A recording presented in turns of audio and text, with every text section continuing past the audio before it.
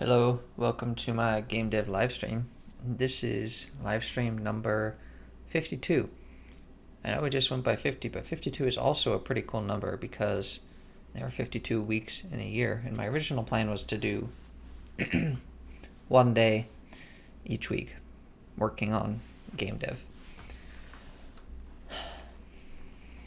And so I've reached the point by which I would have been able to achieve in a year if I had just been working one day a week. And that is obviously not very far. So I would have prioritized things probably a bit differently if that was the way it was going. But pretty enlightening, pretty interesting way to think about it. And I'm glad I decided to try and do a little bit every day. Making a lot more progress, learning a lot more, and I'm just more excited about the outcome of the game now. So today we're going to work on file system a little bit.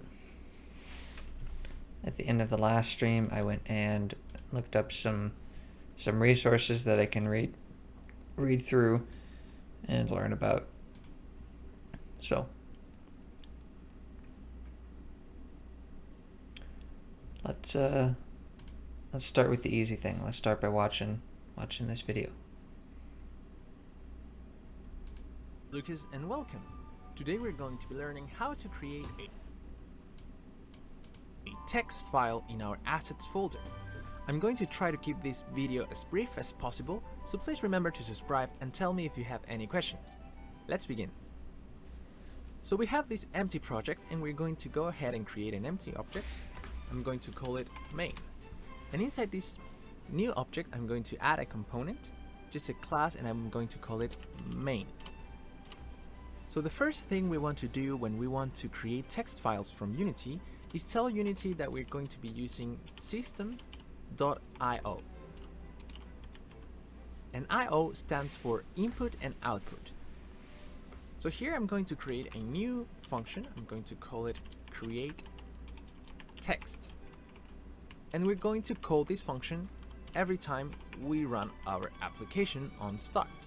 So what we're going to do is the following. We're going to create a file if it doesn't exist, and we're going to add some text to it.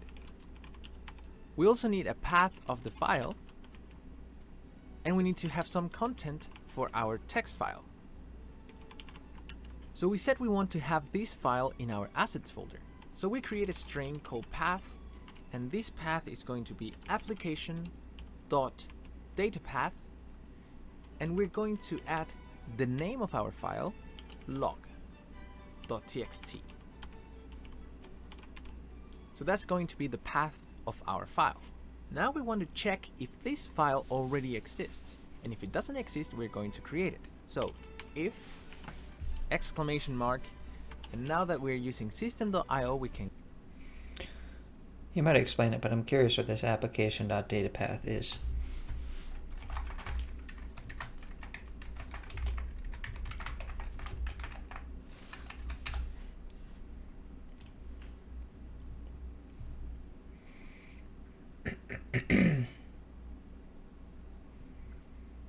Contains the path to the game data folder on the target device. If we're in the Unity editor, it takes you to /assets. If you're in the Mac player, it takes you to /contents.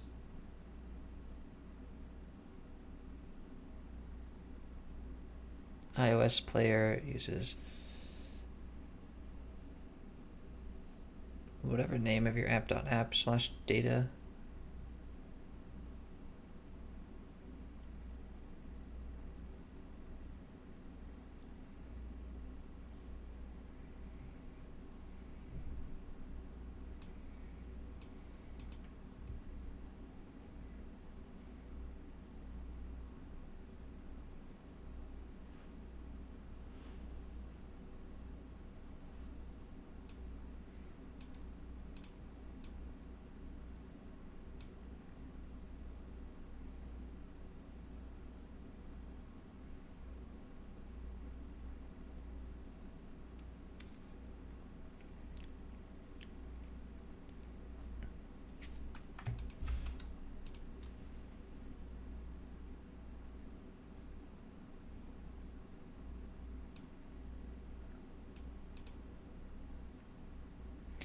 So instead, I think it's probably better to use this persistent data path. It seems to be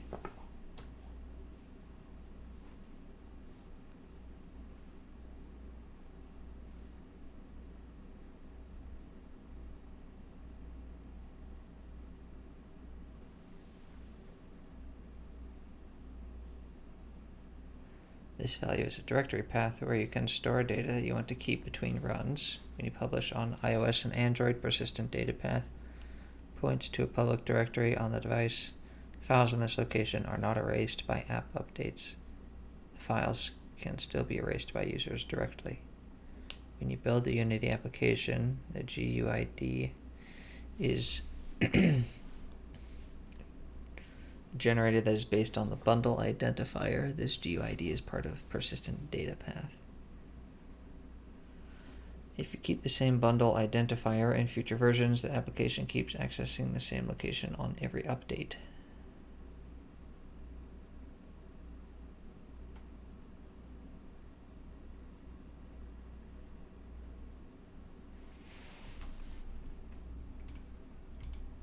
And call file.exists, and we're going to provide a path that we want to verify if it exists or not. So if this path here, this file with this path does not exist, we're going to go ahead and create it. And to do that, we use file.write all text, and we need to give it a path.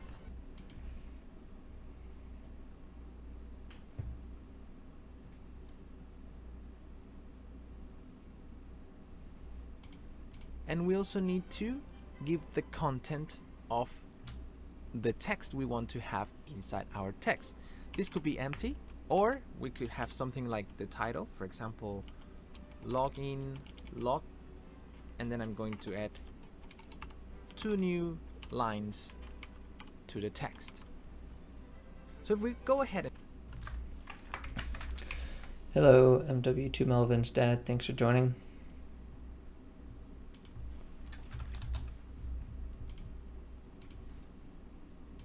try this now, you will see that we're going to create a text file in our assets folder called log.txt, but right now nothing happened because we actually have to go out of Unity and go back into Unity, and you will see that it comes up. So you will see that it's just an empty file called login log, and then we have 2 new lines underneath it. Great, we created our first text file. Now we want to add some new text to it, but we want to keep the first few lines, which is our title.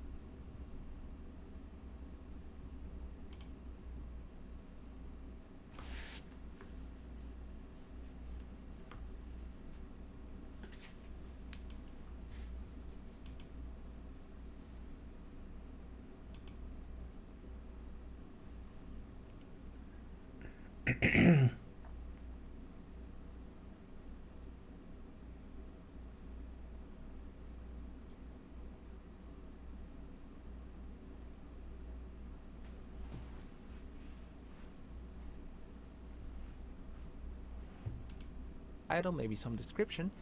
So let's go ahead and create the content. So let's go ahead and make a string called content, and we're going to make something simple like login date.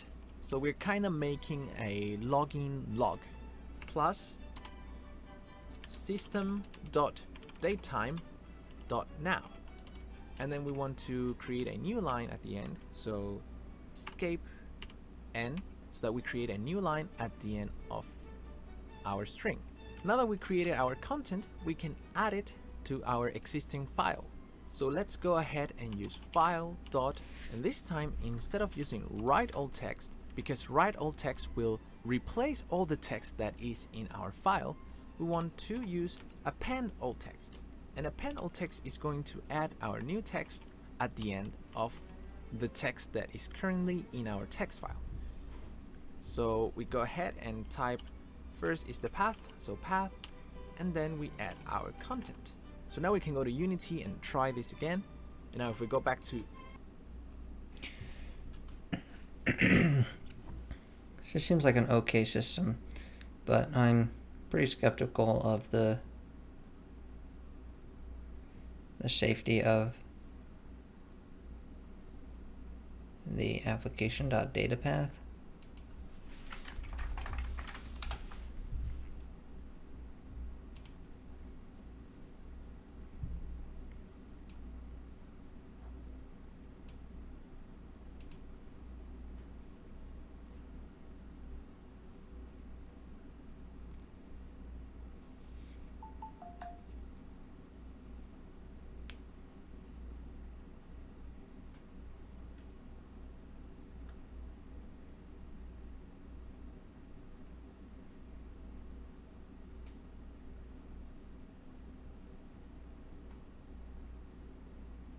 If you need a folder that exists in both in editor and in builds, that's inside your application, use streaming assets, which you get with application.streamingassets path.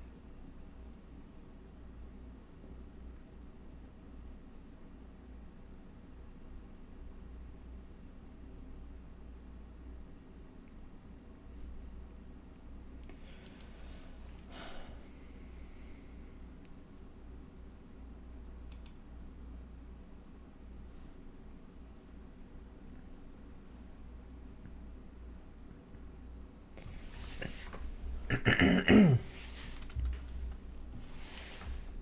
a beginner Unity developer. I've made save and load function.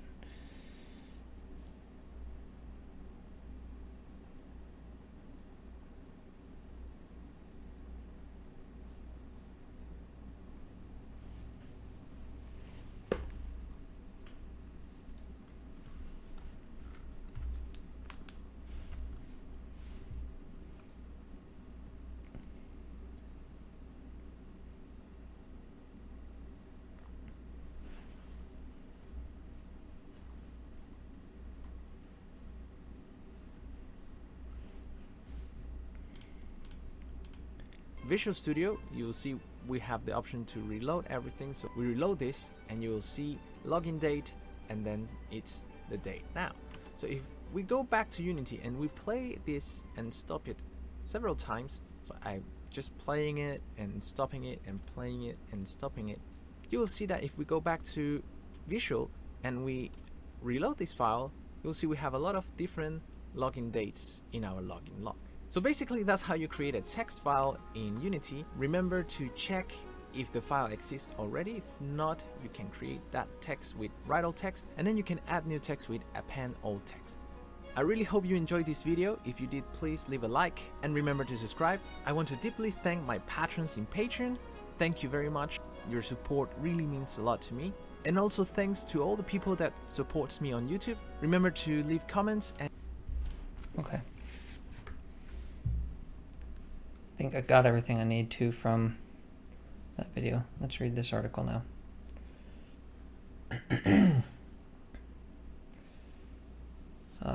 One of the most critical things that a game must do is to save data like preferences and score. In this article, Lance Talbert demonstrates 2 ways to save data when you create your game in Unity. Back in the days, many games had little need for saving data since you could finish a game in about an hour. At best, a game would save a high score and leave it at that. But it didn't take long for technology to improve, and thus games got longer and more complex. The need for saving all kinds of data, ranging from how much progress the player made in-game or their character statistics, became universal, whether the game be a simple linear adventure from beginning to end, or it consists of a huge open world. Many games require multiple play sessions to see to the end.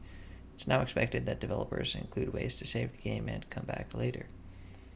Only when a game is short enough that it can be completed in a single session does the need for saving data diminish, but even in those scenarios, the feature can be very handy.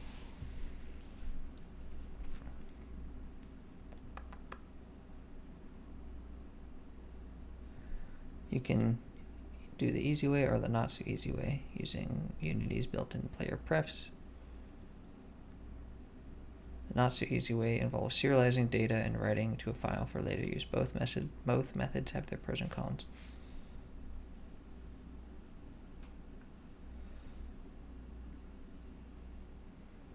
So we're going to have 2 scripts, one called save prefs and one called save serial. So we have save prefs.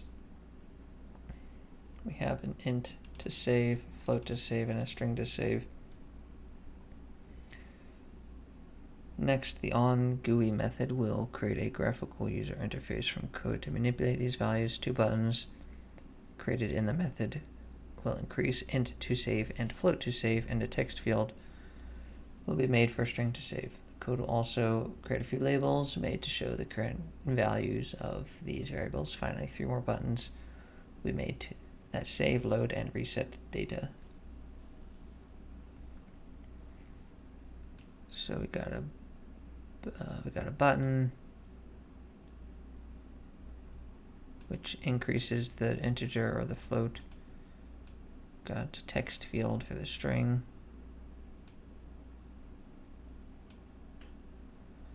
Got a label for these guys.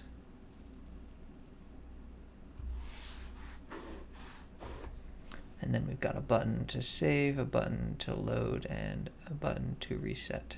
And those are called save, load, game, and reset data. Last 3 buttons all call methods whenever they are clicked, but those methods have not been defined yet. This will be fixed now, starting with the save game method. So save game does playerprefs.setInt, saved integer into save. Okay, and then you do playerprefs.save, and so that's pretty easy, but obviously when you have really huge things to save, it gets quite difficult. So how does this work?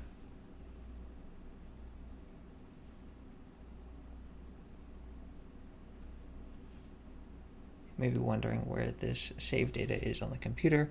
On Windows, player prefs can be found in the registry under H key current user / software / Unity editor, company name / project name.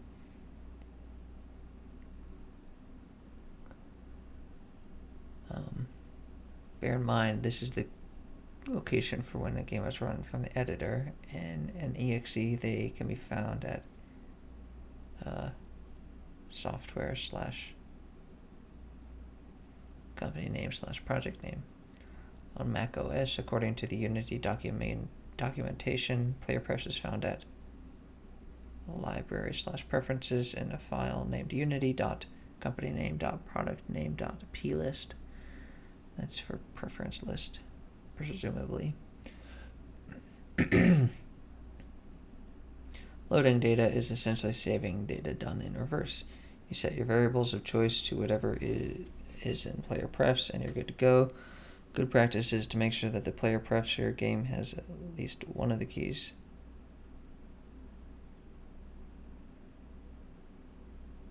You're looking for. In other words, you're checking that there's any save data to be found.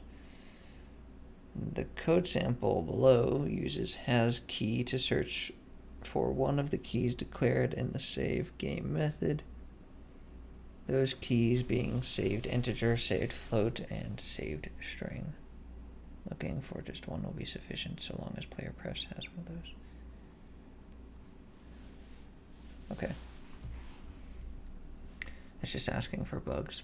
The system is totally asking for bugs because you have to make sure that this is in lockstep with this, and you have all sorts of potential issues with file corruption. What if one is there but the other ones aren't there? I don't like this already.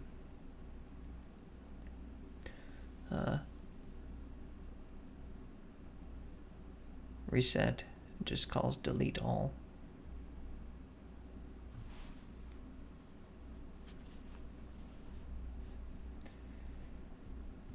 And this is how it works, basically.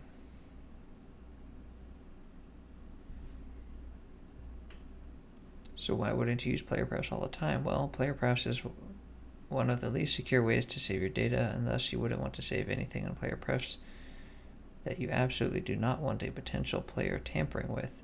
This could be things like how much in-game currency the player currently possesses or stats in a role-playing game.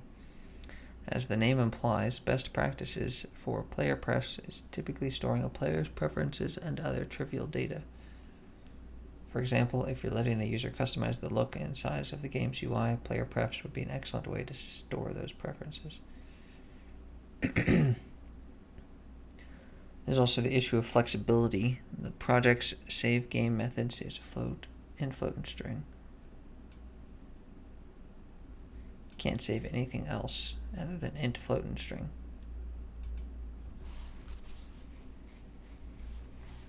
So we have serialization. Open up the save serial script to begin trying out to the next method. Much of the code will be the same as the last script with some minor differences to prove certain points. Here's the variables and on GUI method that will be used. So this is basically the same.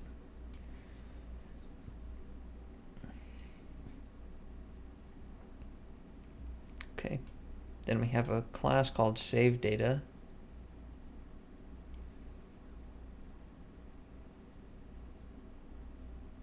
And saveData is got this serializable tag, but it's got this saved int, float, and bool.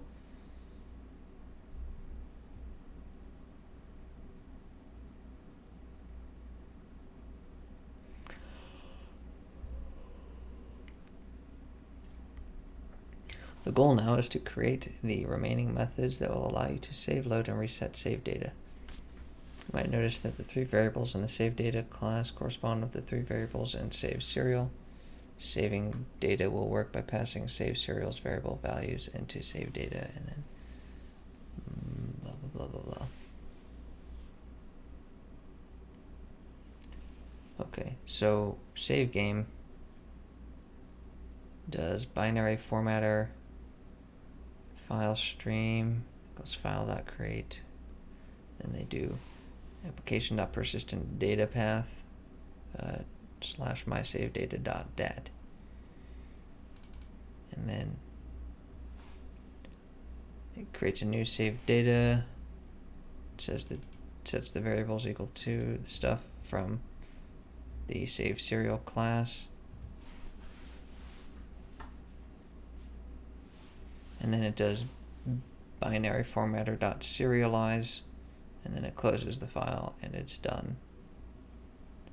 And then the load game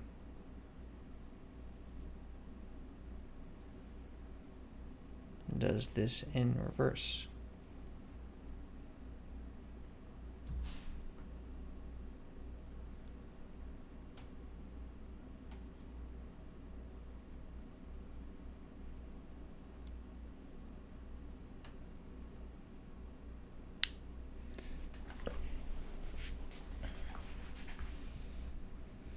Persistent data path. Persistent data path is in C, users, stuff.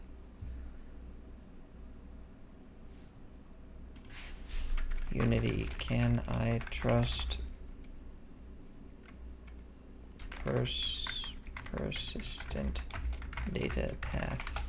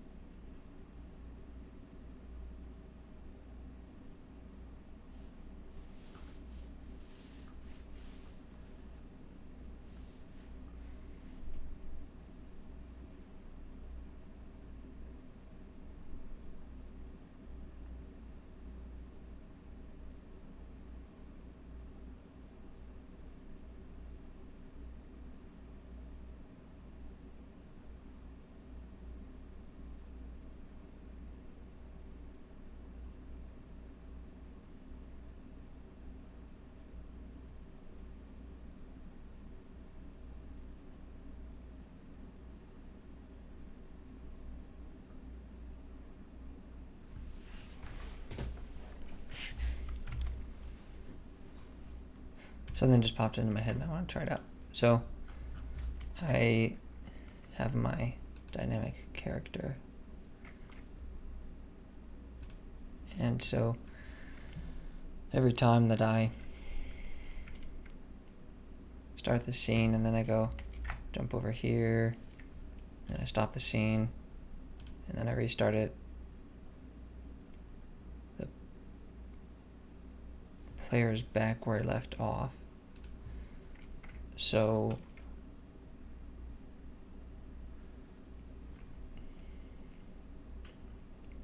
what is the reason for that? Well, I think I have this dynamic platformer character script. So the rigid body position is basically what controls the position of the character. But I've got this kinematic data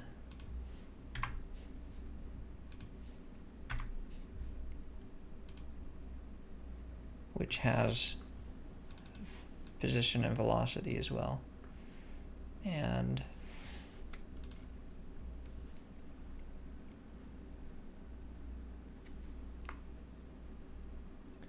that basically just gets overridden by the rigid body position. But I'm thinking that, well, I know that this will save the data outside of, when I press stop on the scene. It's just I override it immediately. So what might be cool to do is do a start, and then here I do body dot position is equal to kinematic data dot position.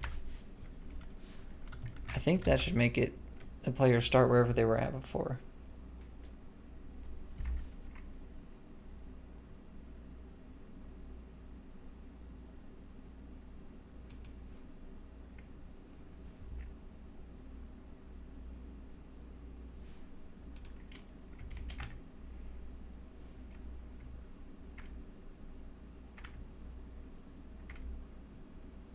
So let's stop here.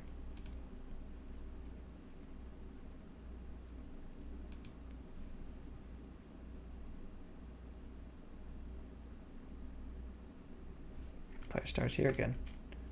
Woohoo. Let's say I pause, or like press the stop button when I'm up in the air.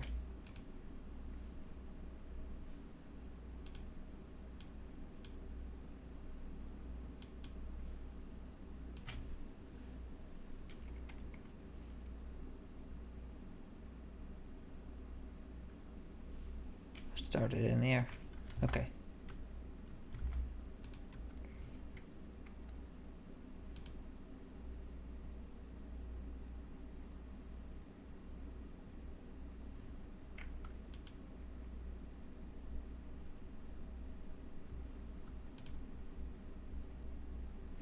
So it seems like I could do some sort of combination of this.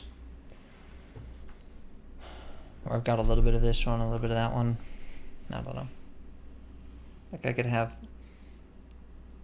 this system to do serialized data just in case I want to do it, but I could spend most of my time using the scriptable objects because as I talked about at the end of the last stream, that already stores persistent data. Problem is, I think I was reading somewhere.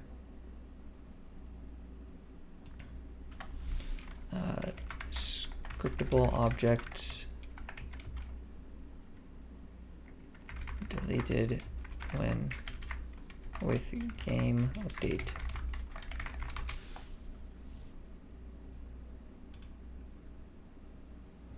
Hi, I have different characters in my game which are created by using prefabs with scriptable objects. Every character has properties like speed, sprite, etc. The most important property is the bool variable locked, which saves whether the character is unlocked by the player. At first, every character except for the main character will be locked, and the player has to fulfill tasks to unlock the character's question. When the player unlocks a character, then the bool variable will be set to true. After I publish a new update of the app, will this variable be untouched? thus still be true. I know that player prefs are saved between updates, but I'm not sure how scriptable objects work on this issue. Hello, scriptable objects don't work like that. I mean, even after closing the app, all the variables are reset. That variable will be reset to false after you close the app and after you update the app too.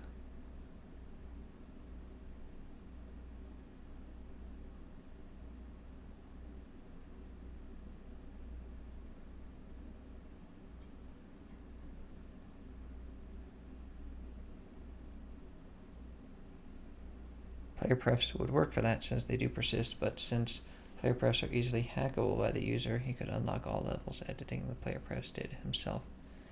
You need to persist the data.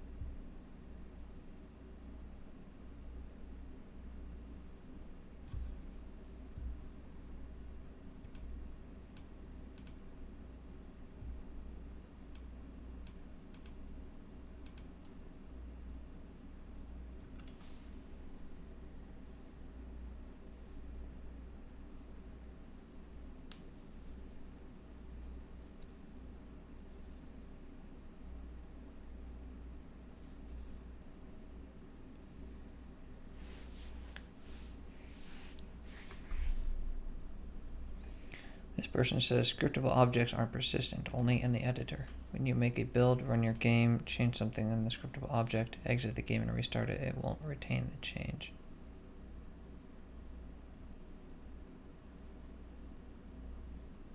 You still need a proper save system to achieve persistent. Scriptable objects are persistent between scenes, though, given their asset nature.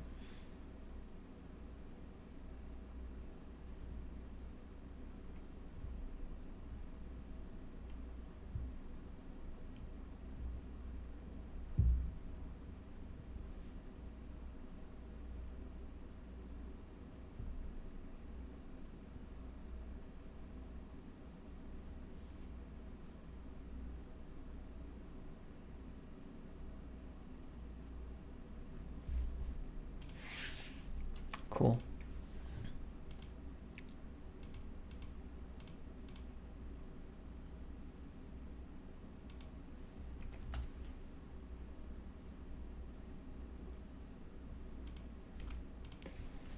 Alright, I think I've done all the research that I need to do.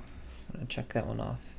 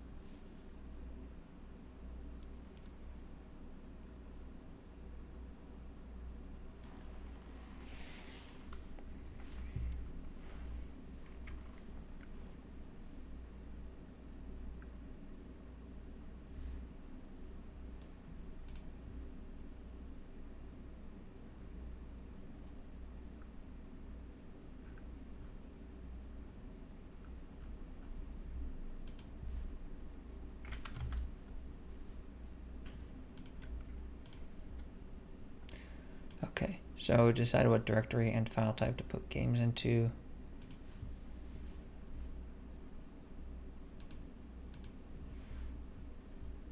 So in my project I have, let's see, files, development. Just gonna make a new text file here. I think I can do that. Maybe I can't. Do show in Explorer.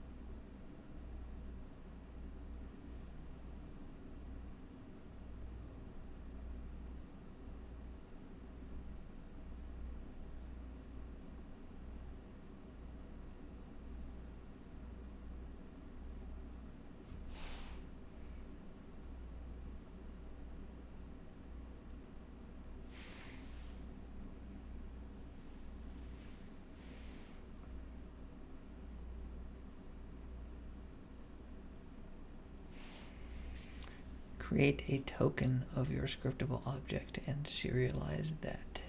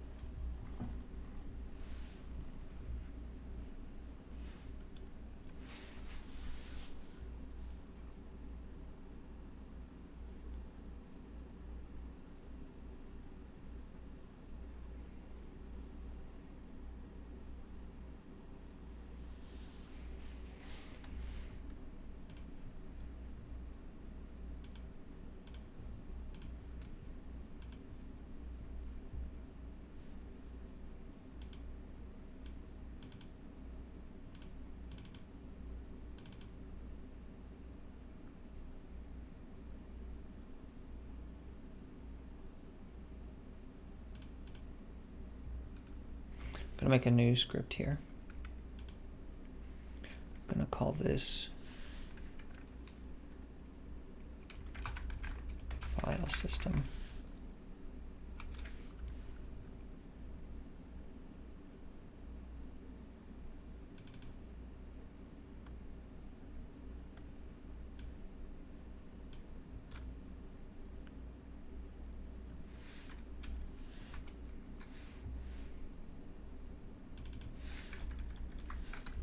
Don't think it needs to be a mono behavior. I'm gonna have a public static void save object.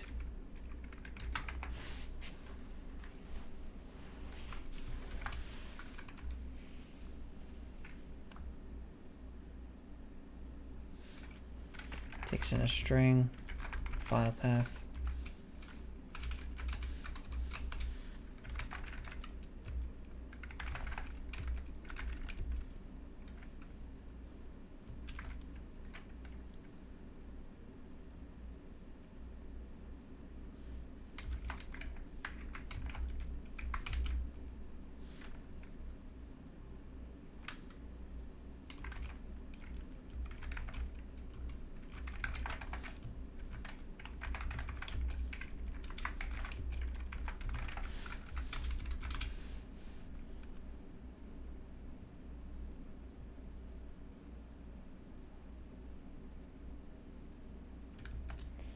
How does C# generics?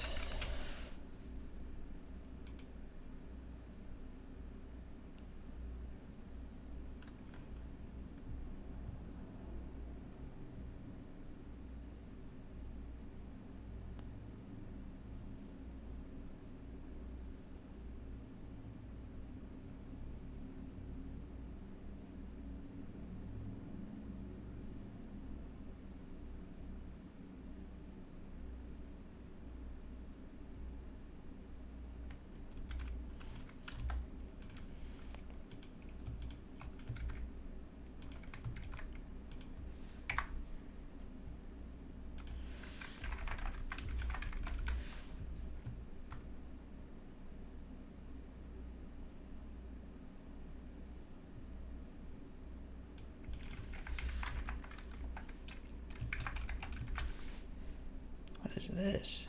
That's weird.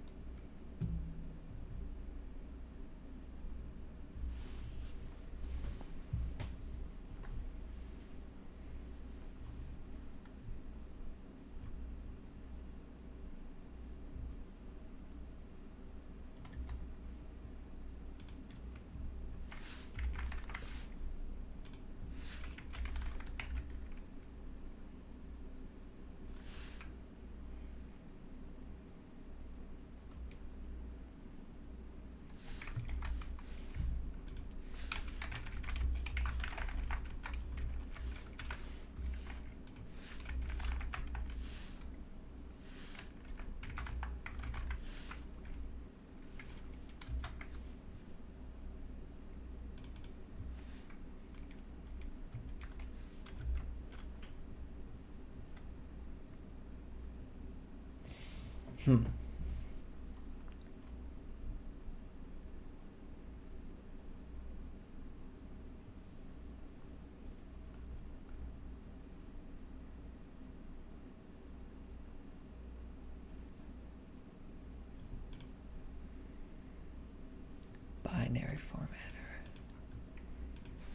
C# binary formatter.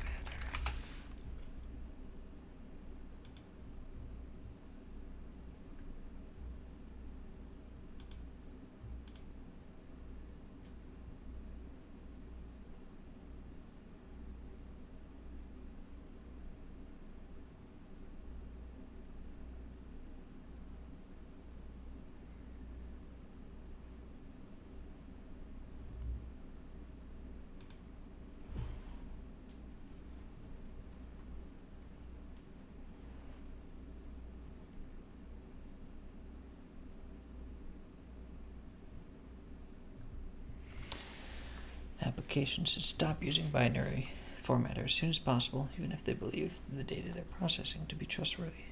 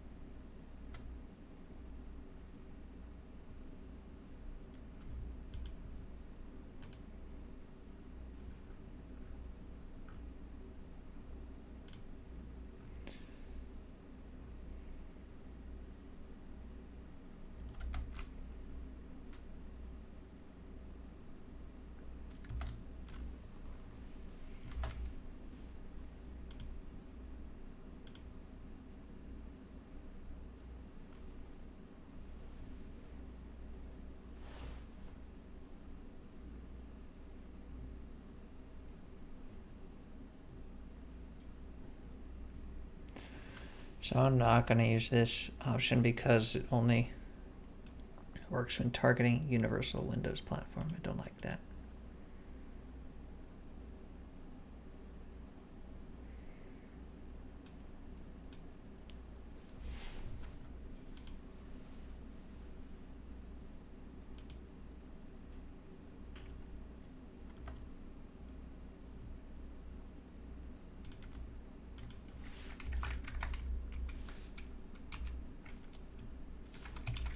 No, it's called file stream.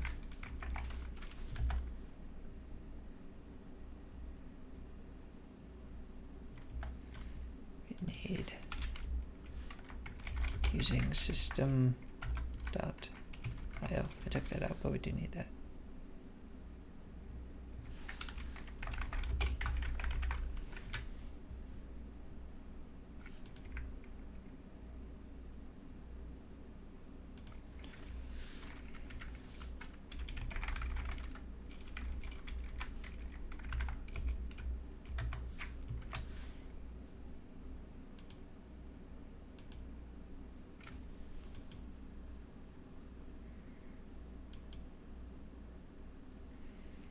So we have one that takes in a path and then a file mode.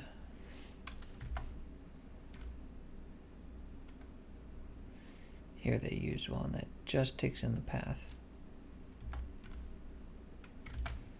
Let's see. C# file stream.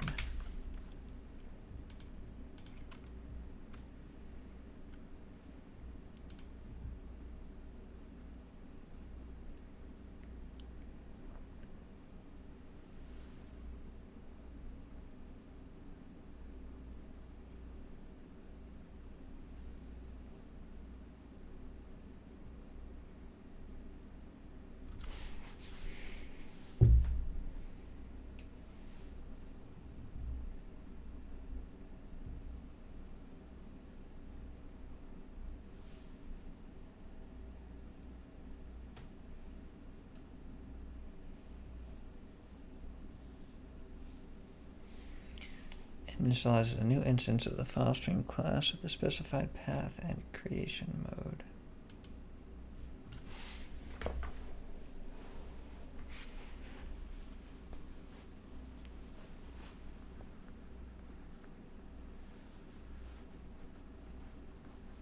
File mode. What is this file mode? One of the enumeration values that determines how to open or create the file.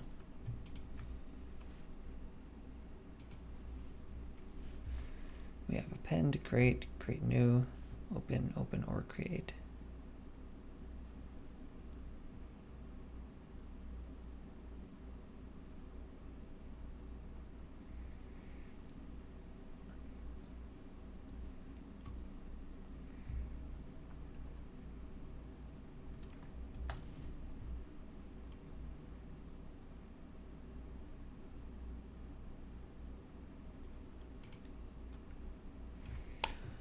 So we get the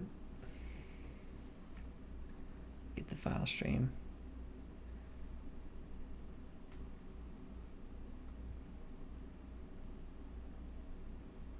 And then we can write to it.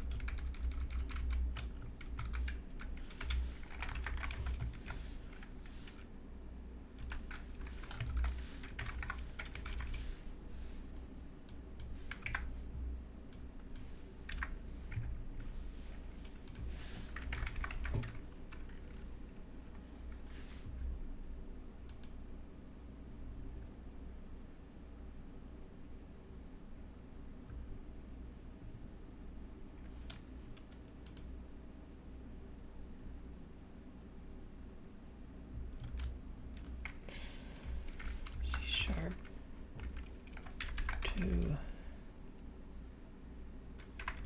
string to byte array.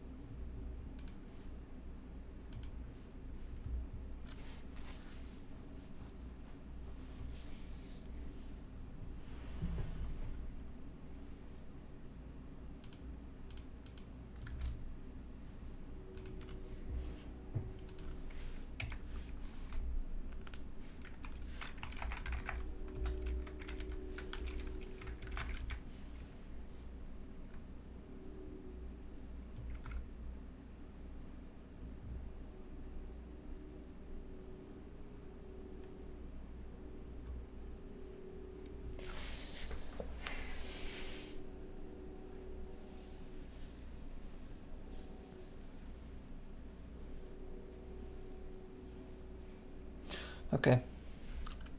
It's pretty quiet there for a bit. Sorry about that. But I'm going to wrap up for tonight. I've got a good start into the function to save the object.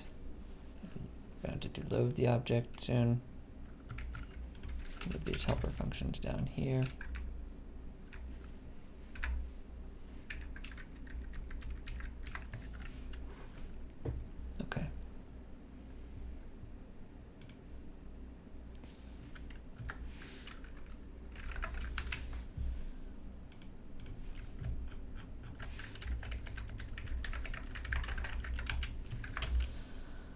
So, accomplishments. I learned about application datapath versus persistent datapath.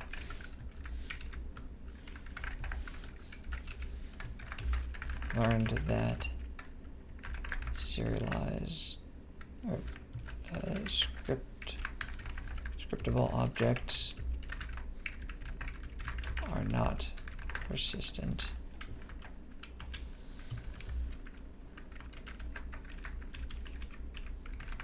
Persistent data systems will depend on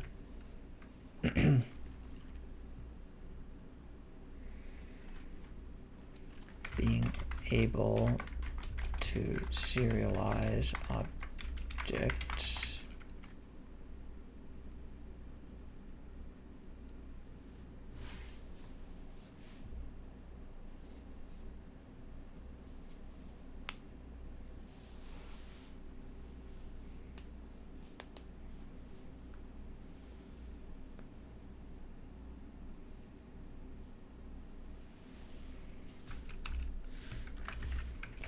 started work on a file system to save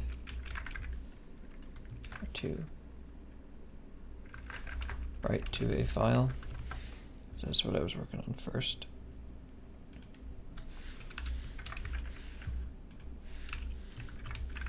Learned that Unity has a JSON utility.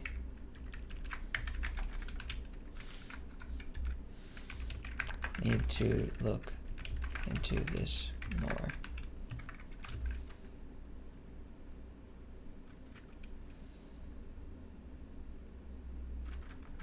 Have to use ASCII encoding from C#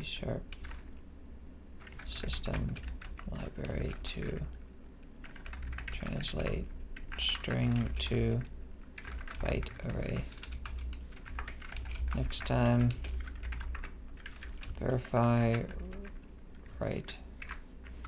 Let's see, what was this one? This one was the save object and work on load object. Okay. Did that cover basically what I went through? What about that? What about this?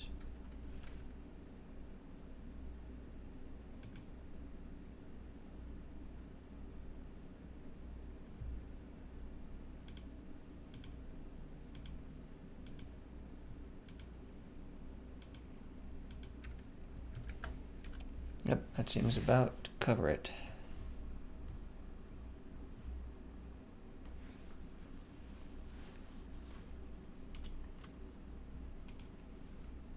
Well, thank you for watching.